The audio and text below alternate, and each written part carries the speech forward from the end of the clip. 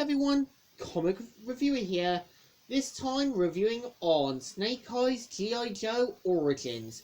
Now, as you know, Snake Eyes G.I. Joe Origins is meant to be a 2021 superhero film that is meant to be based on the iconic G.I. Joe character Snake Eyes, as well as being based from the old 80s franchise that I did cover. Now, Snake Eyes G.I. Joe Origins is maybe more like a clean slate, much like Bumblebee, which did with Transformers. And we all know who Snake Eyes is. He's basically the quiet ninja of the G.I. Joes, and the character has had multiple origins from the Devil Do Publishing Comics, IDW, Deke, also Resolute, Renegades, and so on.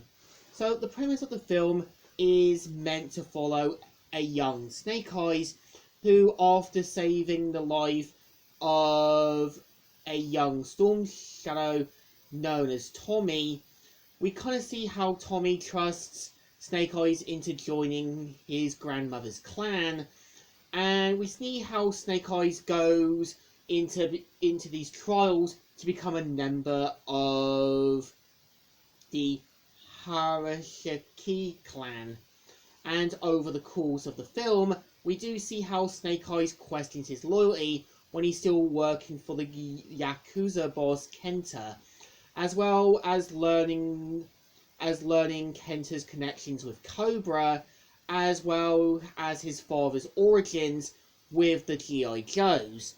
And I think for the most part what the film gets right is giving a more build up to what could have been a good idea for a new film series.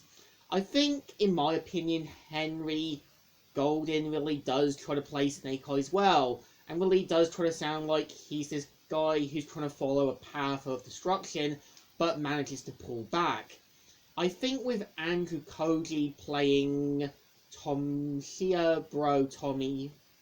as Storm Shadow, you can tell, unlike Snake Eyes, who does pull back from things and realizes his mistake, it's kind of clear even before his downfall, it was kind of clear he was a bit more ambitious, arrogant, as well as believing he was destined to lead the clan, even though it was clear this was more for himself. I think for the most part, I feel the film should have done is have Kenta sort of cutting Snake Eyes' throat and kind of giving him the iconic kind of quiet persona thing after that. I think what G.I. Joe Resolute got right at, it kind of explained why Snake Eyes became mute after Sartan basically sniped down Storm Shadow's uncle, as well as nearly killing Snake Eyes. I feel like if you took away Berenice as well as Scarlet, then you could have had a film more centered with Snake Eyes, which I think could have worked more. I also feel you could have had Akiko joining with Snake Eyes at the end and adopting the codename Jinx, as I think they really could have built up the kind of brother and sister kind of relationship, and I think that really could have worked as well. I also feel like, even though it was a box office bomb, you can kind of tell, despite the writing, the editing, you can tell there's still a lot of potential they had in mind.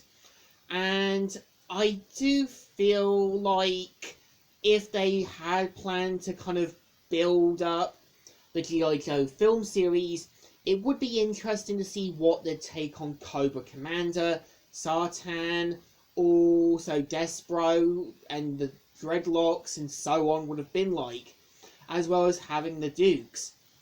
I feel like, yeah, it was just kind of clear back in 2009 that the G.I. Joe films weren't really going to kick off big, but I think Snake Eyes is a slight better improvement over what we got. So, I think it still deserves a thumbs in the middle. It's kind of alright, kind of okay, but there is some wasted potential there and there. So, comic reviewer here, signing out.